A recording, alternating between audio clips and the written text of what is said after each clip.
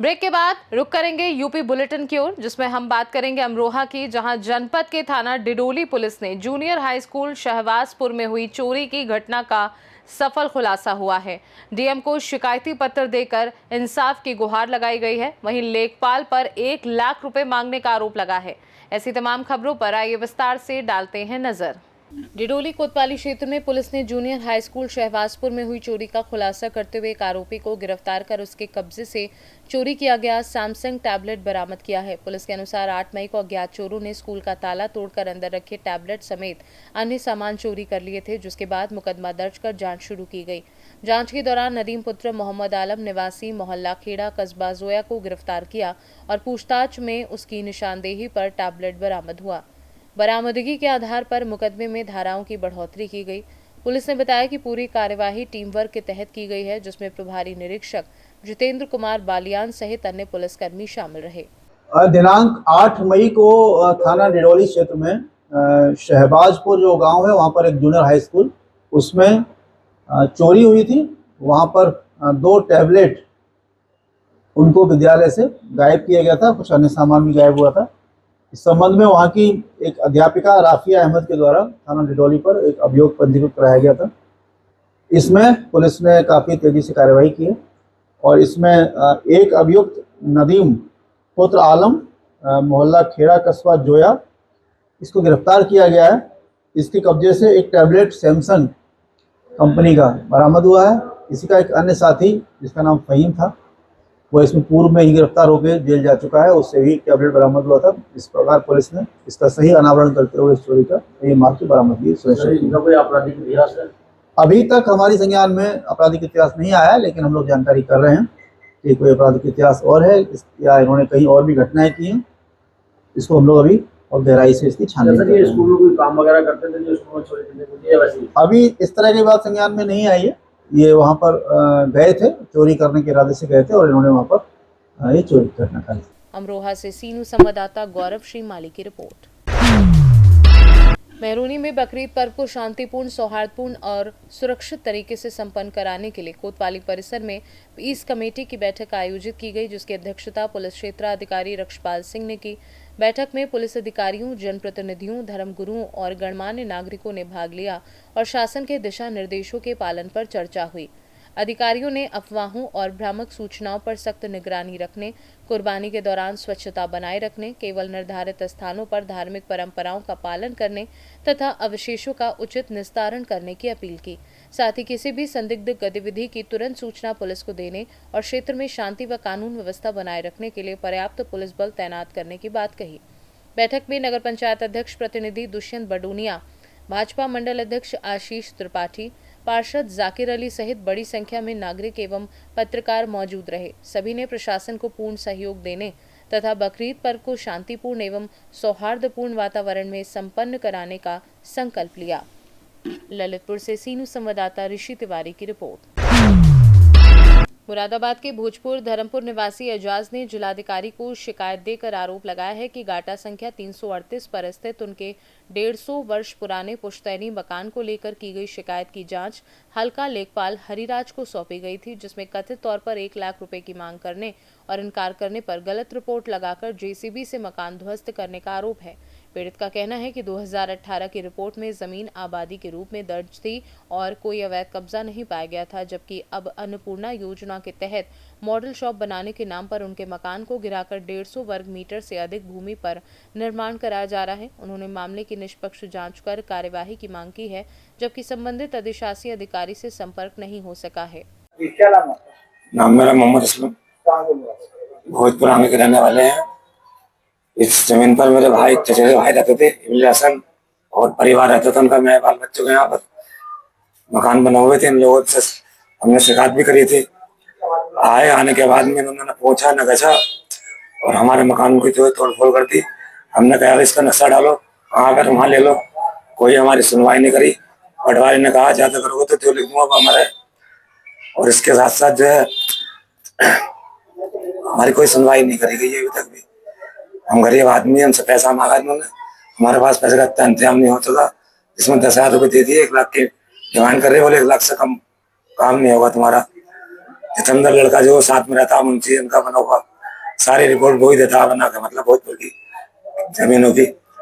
और हम बहुत बड़े परेशान है इसमें। पटवारी नाम हरिराज नाम है उसका, पटवारी का।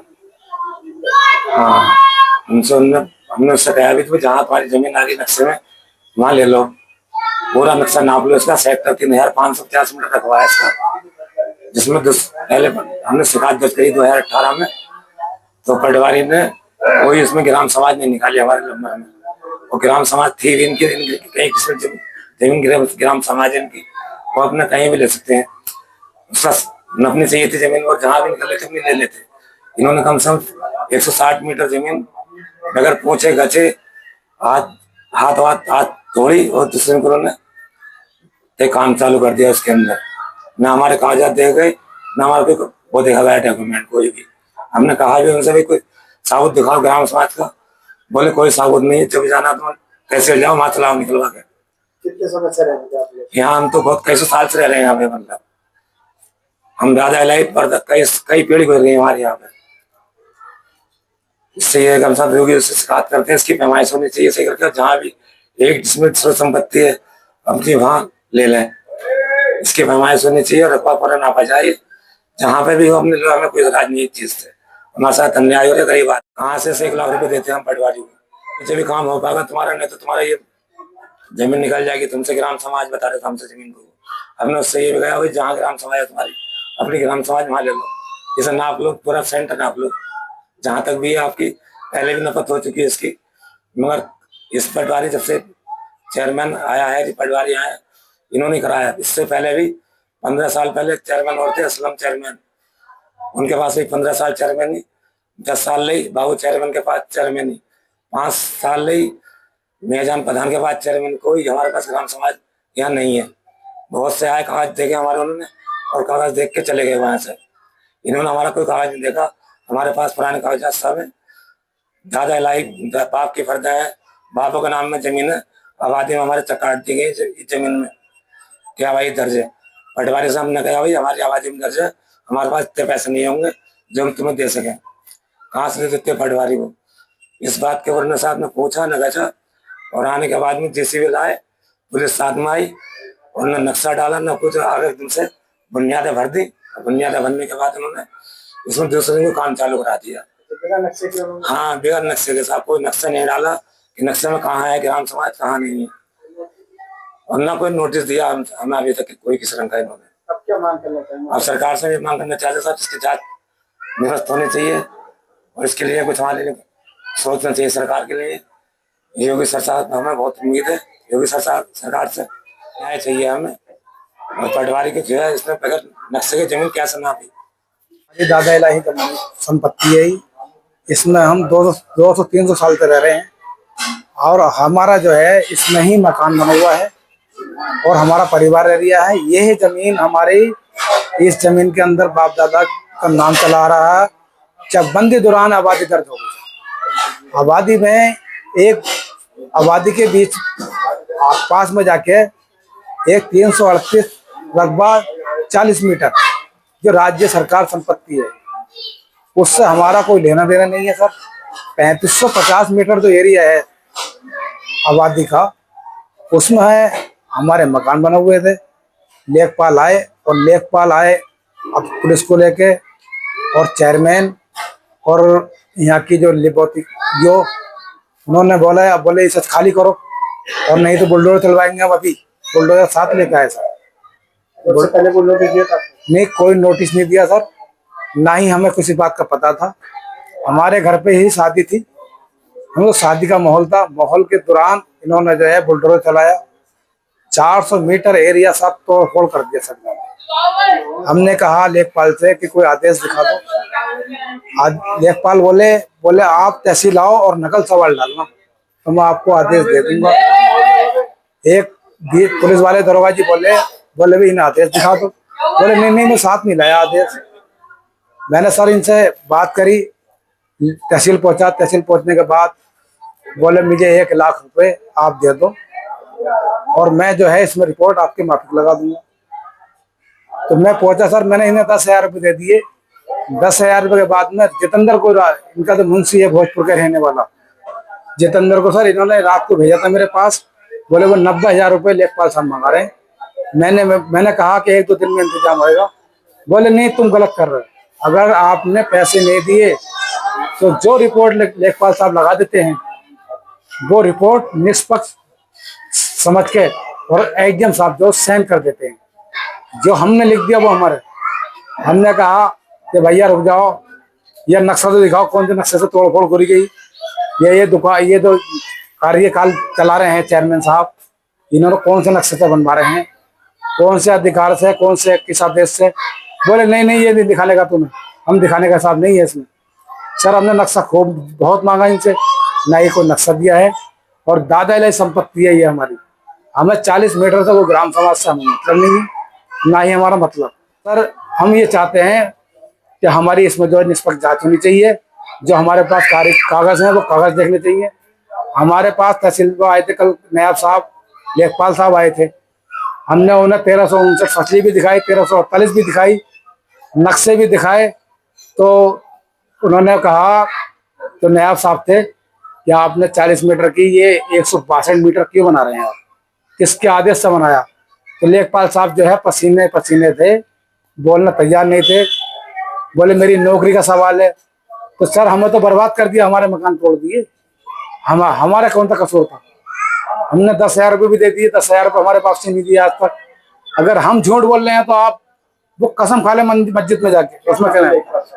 लेखपाल का नाम है इनका हरिदास सिंह, और जितेंद्र जो है वो इनका यहाँ कार्य, जितना ही पैसा आता है ये पूरे इलाके से वो जितेंद्र लेके उगा के देता है। और सबसे ज्यादा जो मैटर है जमीन का भोजपुर के अंदर 420 में जो जितनी भी जमीन है वो सब जितेंद्र रुपये पड़ा है। जितेंद्र कोई जमीन, जिसकी जमीन होती है और जिसके काबिज में होती है, जितेंद्र जाके कहता कि तेरा जमीन चली जाएगी ना पैसे दे दे, उससे पैसे लेके सुनवाई नहीं करता है सर, ना लेखपाल ना जितेंद्र। कल ये कह रहे थे जितेंद्र मेरा मुंशी नहीं है, और सर जितेंद्र मुंशी है, कस्बे का ही रहने वाला है।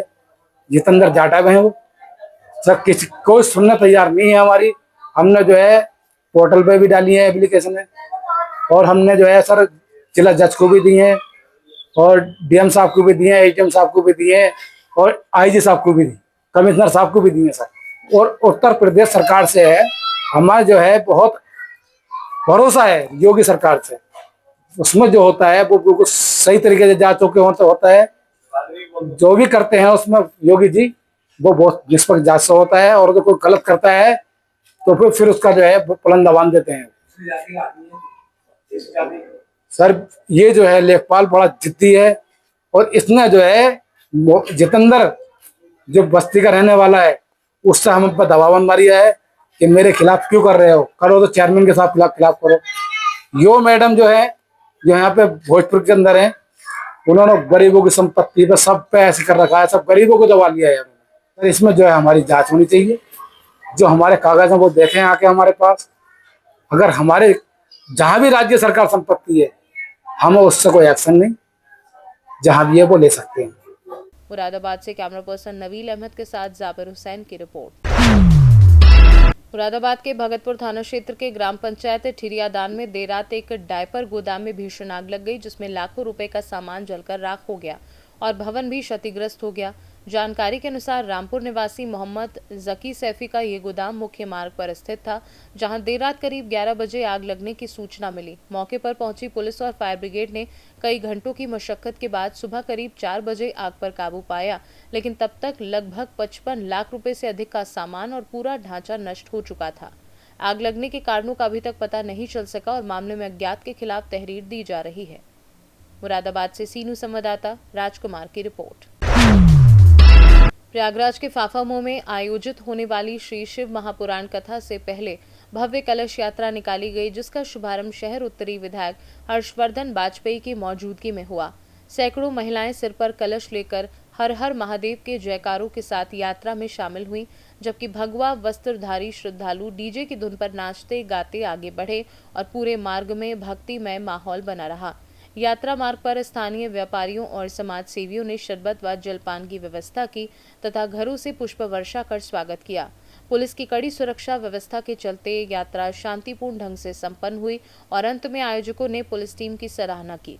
कथा 24 से 30 मई तक होगी और 30 मई को भंडारे के साथ समापन किया जाएगा। देखिए, ये हमारे देश की परंपरा रही है। ये जो माह होता है, इसमें मलमास में इसमें कोई शादी ब्याह का कार्यक्रम नहीं होता है। ऐसे में लोग जब फ्री रहते हैं तो ज़्यादातर भागवत, राम कथा, शिव कथा इसी में होते हैं, जो पुराण होते हैं। तो आज शिव महापुराण की जो कथा यहाँ पे काफामऊ बाजार के व्यापारियों ने मिलके जिसका आयोजन किया है, उसकी जो परंपरागत जो शोभा यात्रा होती है उसमें भाग लेने का आज सौभाग्य मिल रहा है। और यहाँ पे सभी यहाँ के व्यापारी साथी धीरू केसरवानी जी और हमारे अजय जायसवाल जी, हमारे मंसू केसरवानी जी, हमारे सोनू जायसवाल जी, हमारे यहाँ क्षेत्र के पार्षद भाई आशीष केसरवानी जी और श्याम गुप्ता जी यहाँ के पार्षद जो है, और पप्पू पासी जी, तो सभी लोग यहाँ पे मिलके और सभी व्यापारी साथी मिलके करा रहे हैं कार्यक्रम। मैं हमेशा ये कहता हूँ कि अगर व्यापारी समाज को बस केवल सम्मान मिले तो व्यापारी समाज जितना धर्म का काम करता है वो कहीं नहीं करता। जैसे कि अल्लाहपुर में हम लोगों ने श्याम बाबू केसरवानी जी भी हमारे यहाँ के नेता हैं, यहाँ का आयोजन में हाथ बटाया हुआ है उन्होंने। और अल्लाहपुर का जैसे उदाहरण मैं देता हूँ कि लाइट नहीं लगती थी, लेकिन वहाँ के व्यापारियों ने जिस दिन ठान लिया तो वहाँ पे इतनी अच्छी लाइट हो गई है कि अब 2 दिन लाइट होती है रामलीला में।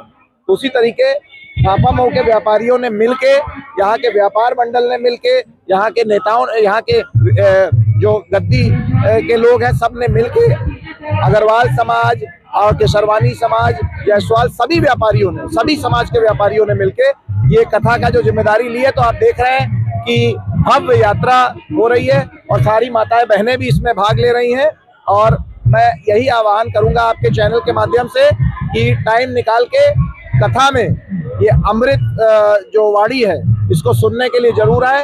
और उसके बाद में जो भंडारा होगा, कौन तारीख, 31 तारीख को भंडारा भी आयोजित है कथा के बाद, उसमें भी जरूर भाग लें। बहुत बहुत धन्यवाद। हर्ष बाजपेयी, विधायक शहर उत्तरी प्रयागराज से सीनू संवाददाता सलमान की रिपोर्ट। यूपी बुलेटिन में फिलहाल के लिए इतना ही। बने रहिए सी न्यूज़ भारत के साथ। हर खबर आपके साथ, आपके हाथ।